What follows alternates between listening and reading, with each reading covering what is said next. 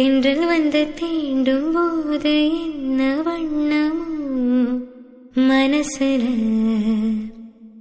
திங்கள் வந்து காயும் போது என்ன வண்ணமோ நினப்பல,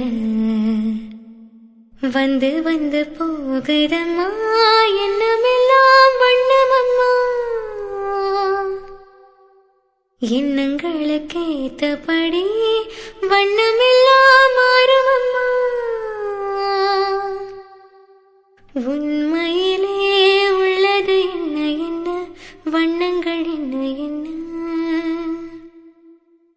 தென்றல் வந்து தீண்டும் போது என்ன வண்ணமோ மனசுல.